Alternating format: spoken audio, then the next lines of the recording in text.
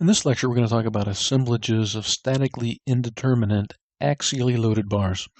So before we get into that, let's just kind of review what we learned from last time.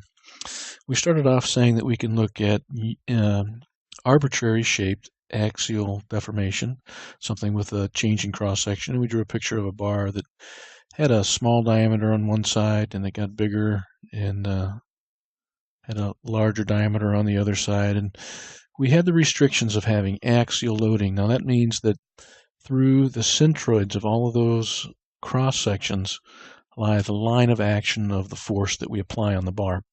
We want pure axial loading, and we don't want any bending right now. We'll talk about bending later. And then we talked about how we get the stress. The stress is the force divided by the area. We talked about how we can relate stresses and strains by uniaxial or one-dimensional Hooke's law. Epsilon is equal to sigma over E. And knowing that the strain in the axial direction that we have here can be determined by the change in length divided by the initial length. Since it's a non-uniform cross-section, we have to be a little bit careful with this. When we calculate the deformation of the bar, we end up with an integral along the length of the bar of the internal force divided by the area and the modulus of elasticity integrated along that length x. If we have a uniform cross-section, we can factor out a lot of these from inside the integral and bring them out in front. If we have a uniform force, cross-sectional area, and modulus of elasticity, we're just left with the integral from 0 to L of dx. That integrates out to be L, and so we have little e is equal to FL over AE. Little e, another way to write that, is what we had previously used as delta L. So the change in length of a uniform cross-section bar can be found by the formula FL over AE. Let me make a note that this is for a uniform cross-section.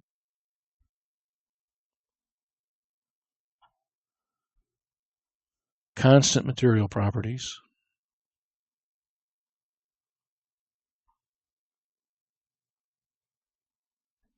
And it has a constant force in each section where these things, cross-section and material properties, are constant. If you notice, if we go back up to this top line and rearrange these three formulas right here, we will end up with the same thing. The change in length is equal to the original length. Okay. The strain is equal to the stress divided by the modulus of elasticity. The stress is the force divided by the area, and so we end up with the same thing. These restrictions also apply to that formula. That's the same formula, FL over AE. Well, let's talk about a couple different ways that we can have what are called assemblages of statically determinate bars. In order to understand what statically determinate means, we need to understand a little bit about statics. So let me draw a section of a bar, a stepped shaft, and we have these segments where we have a constant cross-section, force, and area, material properties for each bar. So this is bar 1 and this is bar 2. Let me put some numbers on here. I'm just going to make them up. Say this is 500 pounds and this is 200 pounds. Now what statically determinate means is that we can find forces in a structure just by using statics.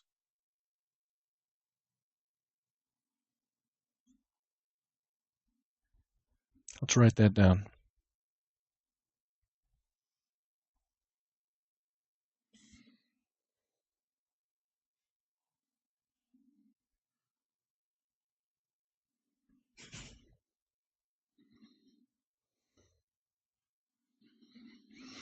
Okay. Well, in this case, we can. Let's check. If I want the forces in section 2, I would cut inside section 2.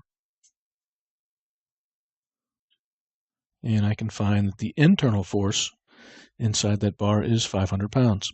If I want the force inside section number 1, I can make the cut inside section number 1.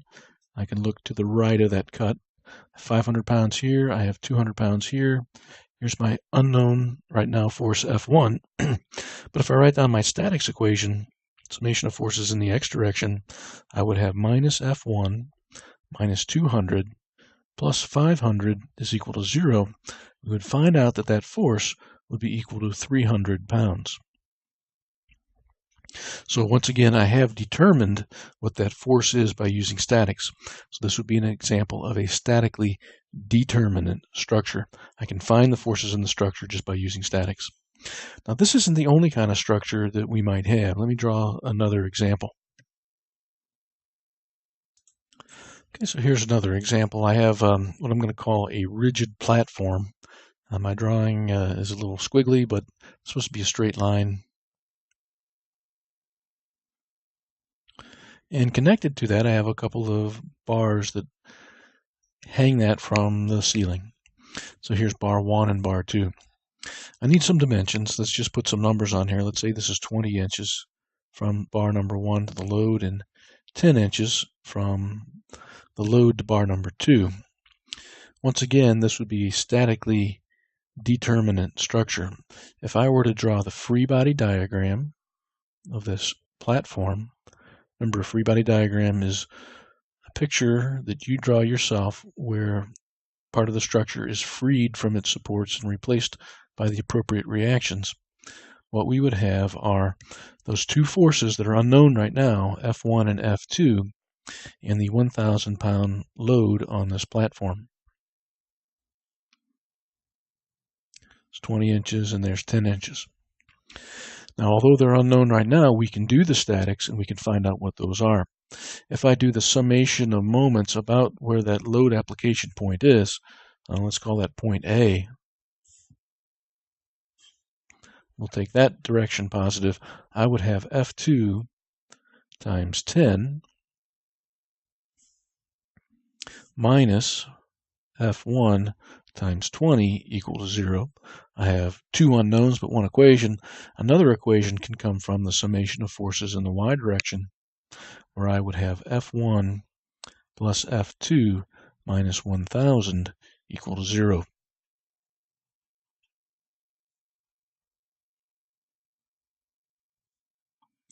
We would simply find F1 and F2 by those two equations and two unknowns. So this would be another example of what's known as a statically determinate structure.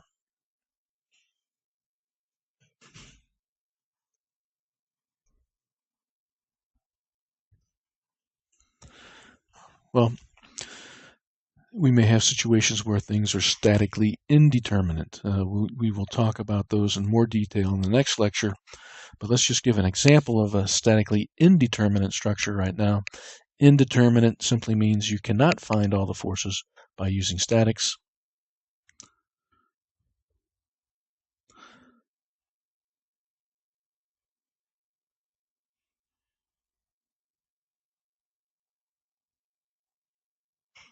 So here will be a simple example. I have the same platform, and instead of having two bars hold it up, I have 3 bars holding it up. The way I can tell that it is statically indeterminate. So I would draw that free body diagram. I'd have those 3 unknown forces. These would be 2 force members.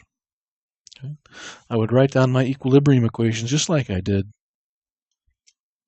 I would get one useful equation from the summation of forces in the y direction equal to 0. I get another equation by the summation of moments about some point. Let's call that B. But here I would have 2 equations, and I would have 3 unknowns.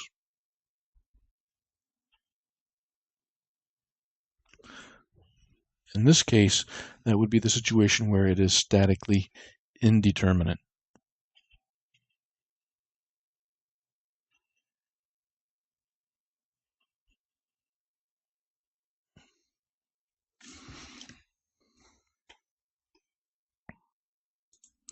So let's just do an example with some numbers in it.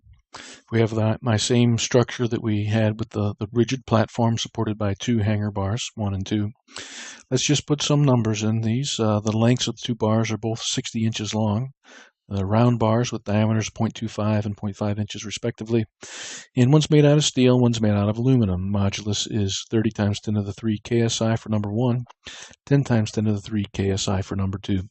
We might want to do different things, including finding the extension or the elongation of bars 1 and 2, the stresses in bars 1 and 2, the strains, the forces, anything like that we can find.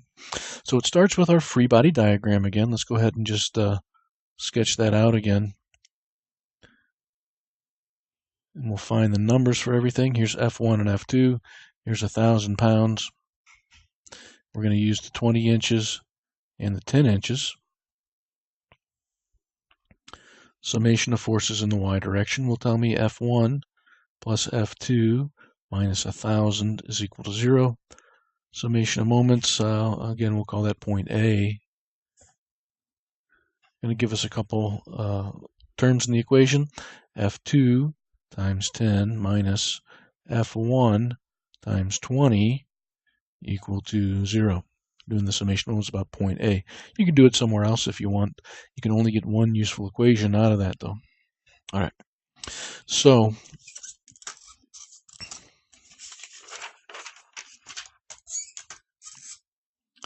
if we do the math and we put these into our calculator, we will find that in this problem, F1 is equal to 333 pounds. It keeps repeating, but I'm just going to keep 3 significant digits. And F2 is going to be 667 pounds. It makes sense that F2 is a little bit bigger than F1 because it's not in the middle. The applied force is scooted over towards bar number 2 a little bit more than it is towards bar number 1. Makes sense that F2 then is a little bit bigger. If we want to find the elongation of the bar, since it's a constant cross-section bar, we're going to use little e1 is equal to FL over AE for bar number 1. So that's pretty straightforward. 333 pounds, 60 inches. The area is pi over 4 times the diameter squared. And then the modulus of elasticity, 30 times 10 to the 3 KSI. We better convert that over into PSI since everything else is in pounds and square inches. So I'm going to change this. Instead of having 10 to the 3, I'm going to write this as 10 to the 6 PSI. If I put those numbers in, I get a fairly small number,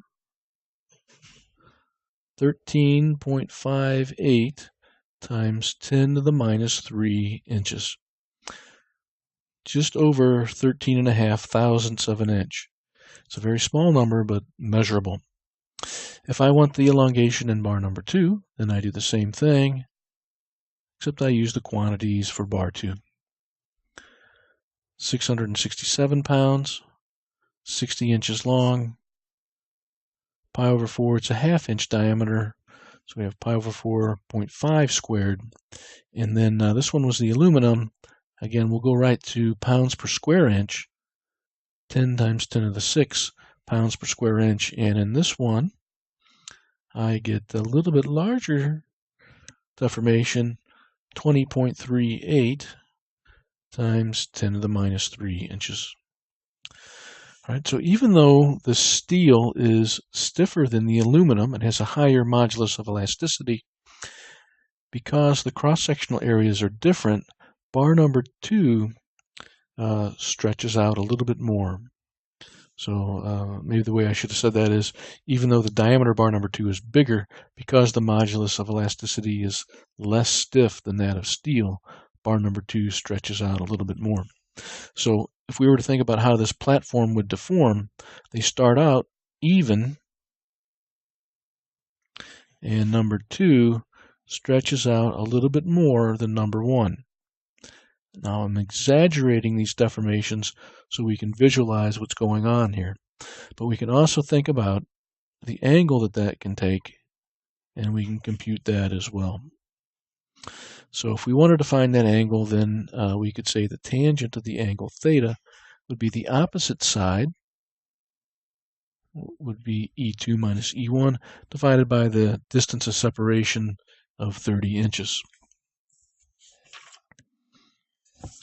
All right, let's take a look at another case of an assemblage of statically determinate axially loaded bars.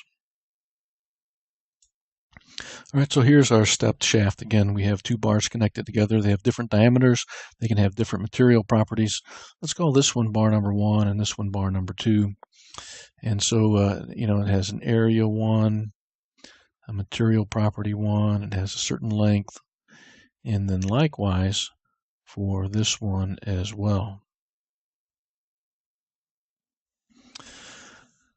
We know that if we have these two bars hooked together, we saw this in a previous lecture, that the total deformation of the structure would be the sum of the individual deformations of the bars,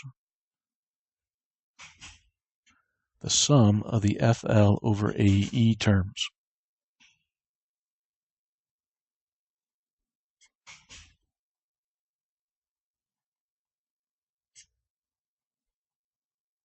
And if we know all this other information, the only thing that's left to determine is what the force is in each of the bars. If we have more than one force on the structure, we have to be careful with our statics.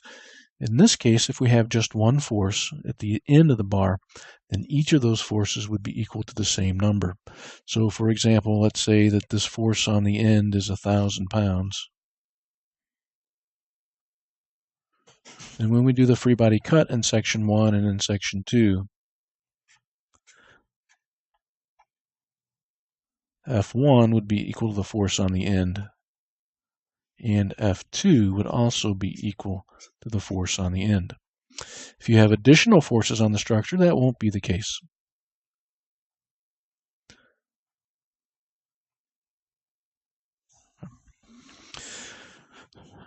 Now, at this point, I'd like to talk about something called structural stiffness. You might be familiar in physics with the spring experiment, where you take a spring and you put a weight on it, and you know the spring constant. Then you would say that the weight, which is equal to the force in the bar, is equal to K times the displacement. So F is equal to Kx is our spring equation, and the K represents the stiffness of the spring.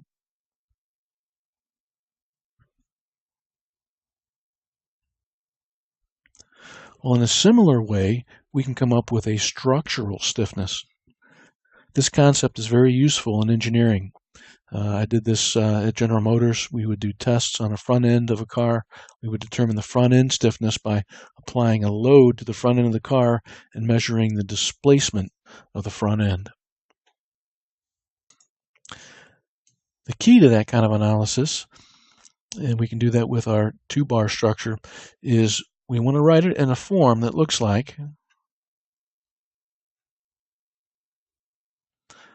the force in the end is equal to the structural stiffness times the change in length or the elongation at the end of the structure.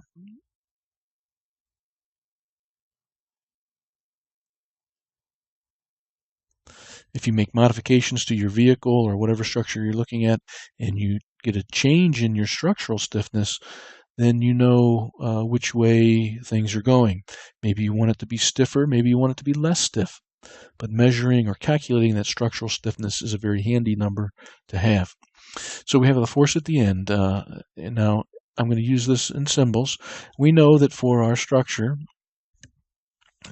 as these two bars with only a force at the end, we can solve this equation and invert it. So let me write down that the deformation at the end is equal to F1 L1 over A1 E1, but if there's only one force, that's the force at the end, plus F2, which is also the force at the end, times L2 over A2 E2. Now the force at the end can be factored out.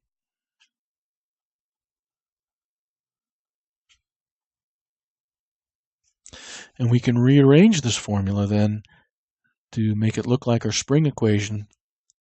The force at the end is equal to 1 over L1 A1E1 plus L2 over A2E2. I think I made a mistake in this formula here, so let me get a little carried away with my F's. That should have been over A2E2.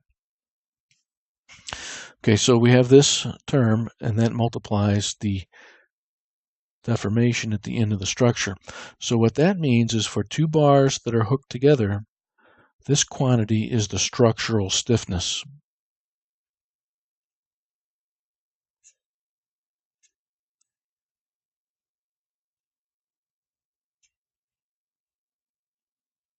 All right. So it's kind of interesting. It's a combination of the material properties, the lengths, the cross-sectional areas of the two bars. They don't necessarily add together. You don't add the stiffness of bar number 1 to the stiffness of bar number 2. But if you've been in circuits, they kind of look like maybe resistors in parallel. They kind of work that way. So just wanted to point out this concept of structural stiffness. We'll see this in torsion, and we'll see this in bending as well. The next lecture will deal with statically indeterminate bars, and we'll apply this idea of structural stiffness in that instance as well.